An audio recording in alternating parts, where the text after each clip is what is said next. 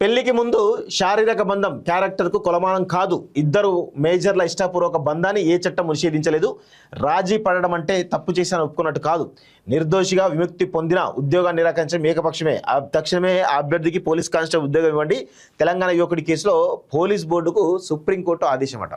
So చూడండి, పెళ్లికి ముందు శారీరక బంధం క్యారెక్టర్కు కొలమానం కాదు.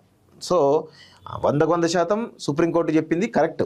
ఎందుకంటే ఇప్పుడు ఈ మధ్య కాలంలో శారీరక సంబంధాలు అనేవి కామన్ అయిపోయినాయి.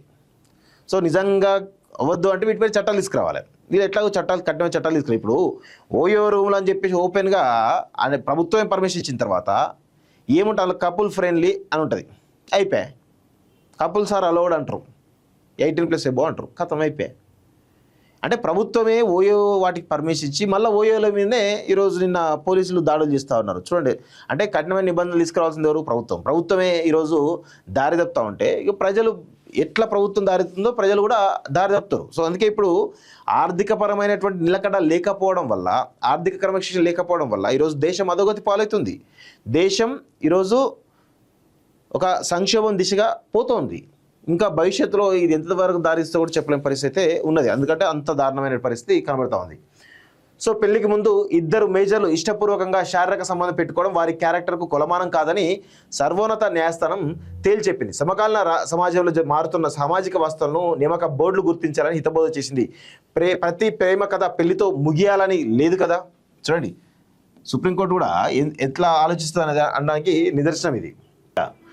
నియమమేమీ లేదని, బంధం విఫలమైనంత మాత్రాన ఒకరు మరొకరిని మోసం చేసినట్లు కాదని స్పష్టం చేసింది. లోక్ అదాలత్లో ఇరుపక్షాలు రాజీ పడినంత మాత్రాన దాన్ని నేరాంగీకారంగా తప్పు చేసిన ఒప్పుకున్నట్లుగా భావించడం నియామక బోర్డు అజ్ఞానమేనని మందలించింది. ఒక విఫలమైనటువంటి ప్రేమ వ్యవహారం నేపథ్యంలో నమోదైనటువంటి క్రిమినల్ కేసు ఆధారంగా కానిస్టేబుల్గా ఒక అభ్యర్థి ఎంపిక రద్దు చేయడంపై సుప్రీంకోర్టు తీవ్రమైనటువంటి అభ్యంతరం వ్యక్తం చేసింది. సదరు అభ్యర్థికి తక్షణమే ఉద్యోగం ఇవ్వాలని తెలంగాణ రాష్ట్ర పోలీస్ రిక్రూట్మెంట్ బోర్డు ఆదేశించింది. తెలంగాణకు చెందినటువంటి గాజుల తిరుపతి అనేటువంటి వ్యక్తి పోలీస్ కానిస్టేబుల్ ఉద్యోగానికి సెలెక్ట్ అయ్యాడు. అయితే గతంలో అతనిపై ఐపీసీ సెక్షన్లు 417, 420, 506 కింద ఒక క్రిమినల్ కేసు నమోదై ఉండడంతో రిక్రూట్మెంట్ బోర్డు అతని నియామకాన్ని రద్దు చేసింది. తిరుపతి తనను పెళ్లి చేసుకుంటూ నమ్మించి 4 ఏళ్లు తనతో బంధంలో ఉండి ఆ తర్వాత వేరే అమ్మాయిని పెళ్లి చేసుకున్నాడని అతని ఇంటి పక్కన ఉండే యువతి 2014లో కేసు పెట్టింది.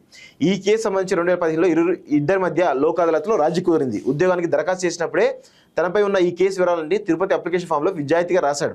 ఏ విషయాన్ని దాచలేదు. అయినా సరే అతని మోసానికి పాల్పడ్డాడని రిక్రూట్మెంట్ బోర్డు అధికారులు భావించి అతన్ని పక్కన పెట్టేశారు. దీంతో అతను హైకోర్టును ఆశ్రయించగా సింగిల్ జడ్జి అనుకూలంగా తీర్పించారు. ఆ తీర్పును పోలీస్ రిక్రూట్మెంట్ బోర్డు డివిజన్ బెంచ్లో సవాల్ చేసింది. డివిజన్ బెంచ్ సింగిల్ జడ్జి తీర్పును తప్పట్టింది. బోర్డు నిర్ణయాన్ని సమర్థించింది. ఈ క్రమంలో తిరుపతి గత ఏడాది ఆగస్టు 20న సుప్రీంకోర్టును ఆశ్రయించాడు. జస్టిస్ మనోజ్ మిశ్రా, జస్టిస్ మన్మోహన్తో కూడిన ద్విసభ్య ధర్మాసనం ఇటీవలే ఈ పిటిషన్ విచారణ జరిపింది. దీనికి సంబంధించిన తీర్పు ప్రతిని రిజిస్ట్రీ సుప్రీంకోర్టు అధికారిక వెబ్సైట్లో కూడా సోమవారం అప్లోడ్ చేసింది. సో ఇష్టారాజ్యం కుదరదు అనేది చాలా స్పష్టంగా సుప్రీంకోర్టు చెప్పడం జరిగింది. ఈ తీర్పులో ధర్మాసనం కీలక అంశాలు పొందుపరిచింది. కేసు నుంచి నిర్దోషిగా విడుదలైనప్పటికీ ఒక అభ్యర్థి ఉద్యోగానికి అర్హుడా కాదా అని చూసే హక్కు నియామక బోర్డులకు ఉంటుందని, అలాగని ఆ నిర్ణయాలు ఇష్టారాజ్యంగా ఉండకూడదని స్పష్టం చేసింది. కేసు కొట్టేసినా లేదా రాజీ పడినా సదరు అభ్యర్థి నిజంగా తప్పు చేశారని చెప్పడానికి బలమైనటువంటి ఆధారాలు ఉండాలని స్పష్టం చేసింది సుప్రీంకోర్టు. సో ఈ విధంగా ఒక శారీరక సంబంధానికి సంబంధించినటువంటి అంశంలో పోలీస్ రిక్రూట్మెంట్ బోర్డు ఏకపక్షమైనటువంటి నిర్ణయాన్ని తీసుకోవడం ద్వారా సో ఆ యొక్క ఉద్యోగం రాకుండా ఈరోజు నిర్ణయం తీసుకోవడం, సో దాన్ని సవాల్ చేయడము సుప్రీంకోర్టు సర్వోన్నత న్యాయస్థానం కూడా ఈరోజు మీరు ఆ విధమైనటువంటి పని చేయడం తప్పు అని చెప్పేసి కూడా ఈరోజు అతనికి వెంటనే ఉద్యోగం ఇవ్వాలని చెప్పేసి కూడా చాలా స్పష్టంగా సుప్రీంకోర్టు సర్వోన్నత న్యాయస్థానం చాలా స్పష్టంగా చెప్పడం జరిగింది.